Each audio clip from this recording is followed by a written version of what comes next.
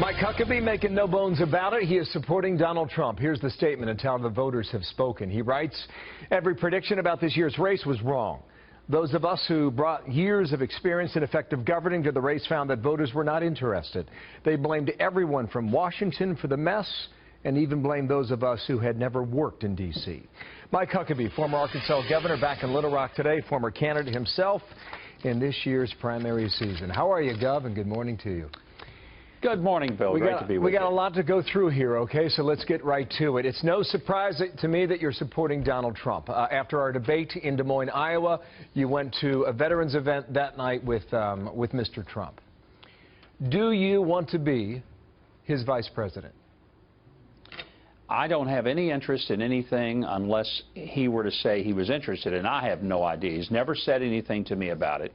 Fact is, I'm moving on with my life, but part of my life is going to be to try to make sure Hillary Clinton isn't the next president. And one of the things I said during the process of the election was that I probably knew her better than anybody on that stage, and in part because of that, I'm going to do everything I can to make sure Donald Trump is the next president of the United States and not Hillary. Okay, so every Republican in the past 36 hours has been asked the same question, whether or not they'll support Trump. Some suggesting they won't. Ben Sass, senator from Nebraska, says no way.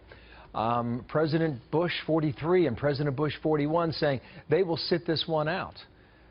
How do you come to grips with Republicans who have a real hard time supporting Mr. Trump? Well, I'm really disappointed. In fact, a little outraged over it, Bill. And let me tell you why.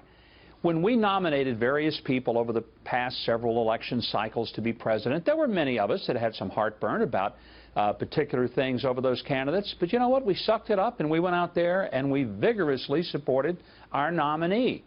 I think that these guys ought to step up and support the nominee. And if they're not going to support the people that the Republicans nominated, then they need to get out of the Republican Party and admit they're no longer Republican, that there's something else, or that they need to just be honest and say, I only want it when I get it my way. Well, this isn't Burger King. This is an election. And you don't get it all the time just like you want it.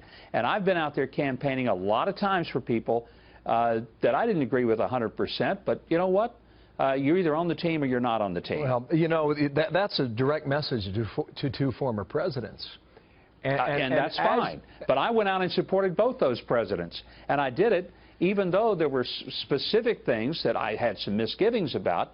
But I did it and never flinched, never looked back, and never had any doubt about what I should do. And what they might argue is that the contusions of the campaign run deep in their family.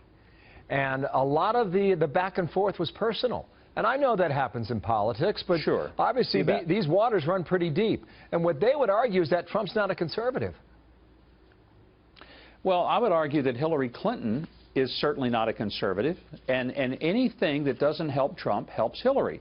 I just don't think that they want to go there. Now, look, I understand because of some of the personal things that they may want to be less than supportive. And by that, they could simply say, I will support the Republican nominee, and that means I won't say anything bad, and I'll just kind of stay out of it. That I get. But I think it's problematic if they indicate that they won't even vote for the person that the party nominates. That's a problem. On the money front, she has about $300 million between her campaign and a super PAC that supports her. Donald Trump said yesterday he will not self-fund his general election campaign. Does he have to catch her on the money front? Or do you see him as being a different kind of candidate who does not need the traditional money flow that many in the past have needed? You know, Bill, he's already proven he doesn't need anything that's traditional. This guy has defied political gravity from day one. And I think that's one of the reasons that Donald Trump has perplexed the consultant class. And when I hear, and with all due respect to Karl Rove, when he says, here's what he needs to do, and it's almost like, let's tone it down. I'm thinking, you guys have been wrong every step of the way. Why would Donald Trump start suddenly listening to the very consultants whose advice would have never allowed him to be the front runner? Besides, Donald Trump has a masterful gift at being able to get media attention that he doesn't have to pay for. If the rest of us had been so skillful, we might still be on the stage.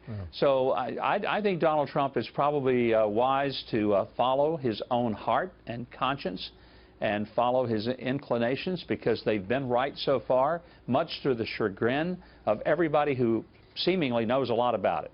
Thanks for being here today, Governor, and we hope to bring you back real soon. Much more to cover. Thank you, sir. Mike Huckabee in Little Rock, Arkansas.